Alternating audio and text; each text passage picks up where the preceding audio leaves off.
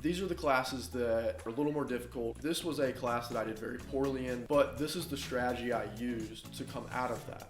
I will give you a success strategy for each type that can be applied to a multitude of different classes. And this is the exact formula that my Accounting 5100 or managerial accounting professor used. This will drastically help in studying and prepping for the next final.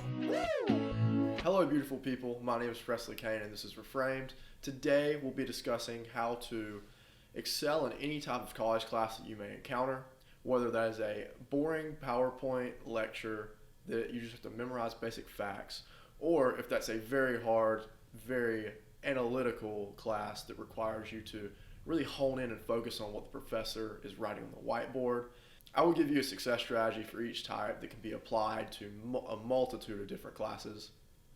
So let's get into it. The first type of class I want to talk about is the memorization-based PowerPoint class. There are three basic things you need to do to excel in this type of class. The first thing is go to class and hone in on what the teacher's talking about. Second thing is make flashcards, and the third thing is study those flashcards with spaced repetition. And I was taking Psychology 101. This was my first class after the COVID pandemic, meaning that it was the first class I didn't have online tests in. And this meant that I had to actually learn how to study for the first time in a long time.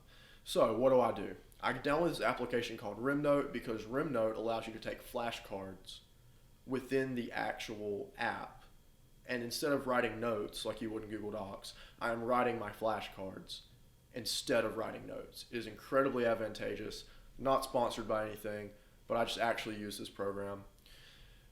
So that's what I do during class, and I'm listening to what the teacher's saying. I'm trying to really figure out what she's emphasizing, what she's not, what's on the PowerPoint, what she's saying that's not on the PowerPoint that will be on the test. These are things you got to think about. And then I take these flashcards and I study them with spaced repetition, which is already integrated into RimNote. Why is spaced repetition so important? Because spaced repetition allows you to see the things that you don't know more often than the things that you do know. The things that you don't know, you want to see more often because you don't know them. But if I were to ask you a question like, what color is the sky? And you immediately reply with blue, you don't need to study that. You know that. So that is what spaced repetition allows you to do. That's the basic premise for a memorization-based class. Go to class or get the information somehow, make flashcards, study them, and you'll do fine on the test. These are freebie classes. These are easy. You'll be fine. The second type of class, however, is a little more difficult, and these classes can be broken down into two more categories. This is the analytical skill-based class. These are the classes that are a little more difficult, and these classes can sometimes be taught through PowerPoints, which, side note, my current professor right now said this on the first day of class. I don't like PowerPoints because I think that when PowerPoints came out was the day the professor stopped teaching. I've never heard it better myself. That was from a professor that I currently have. This guy's awesome. So how do we excel in a analytical reasoning-based class that is PowerPoint-based? Because as students, we have to know how to adapt and evolve to whatever the professor's doing, even though what the professor's doing may not be the best for our learning. What do? I think there's a simple 3-step course to complete these classes effectively and efficiently. First, you want to come into class with a little bit of background knowledge. I think this is crucial because then during class you can begin to focus on what the professor's saying and anticipating what they're saying. And that's step 2, anticipate what the professor is going to say. Step 3, get a rep in. Do some sort of homework problem, some sort of practice after the fact, before you go to bed that night. Spend 20 minutes before class, 20 minutes after class, 50 minutes in class. This is what you need to do for a class like this. This is what I had to learn how to do, and I'm giving this to you for free. Please use it. And so to break down that strategy even more, in Business 4000, how did I succeed in that class? This was a PowerPoint analytical class. We didn't do a whole lot of workout problems in class that weren't just on the slides, meaning line 1 is the problem, line 2 is the next part, line 3 is the solution, or however many steps there are in the problem. And what's the big issue with this, right? We've got so much information being presented to us at one time that we can't see, okay, line 1 goes to line 2. It's there's 4 different things happening in between line 1 and line 2, and the professor takes his red pointer and points out each individual thing. Well, our brains, when we see the whole line pop up, we immediately start focusing on the whole line and try to figure out what the whole line means. If you can force your mind to think small, think really small and minuscule, how does each little thing change in this entire line? And this is going to help if you've seen the problem before. If you've seen this problem before and you've studied a little bit, then coming into class, you're going to know, yo, I've seen this problem before. Okay, I do this, this, and this. That's the power of looking at it before you come to class. And then thirdly and lastly, do a rep of it after class. For 20 minutes after class, before you go to bed that night, do a little practice rep. If it's a problem, it could be the same problem you worked out in class and you've now seen the same problem 3 times. It could be a new problem if you understand it really well. Just get a rep in, get something else in, because this will drastically help in studying and prepping for the next final. Finally, the final type of class. This is my favorite type of class. I love this type of class because they're actually hard. These are the ones that you're going to learn a whole lot in. These are the professors that care about teaching. These are going to be the best classes at college, without a shadow of a doubt. And this is the workout-based, analytical, problem-solving class, for lack of a better term.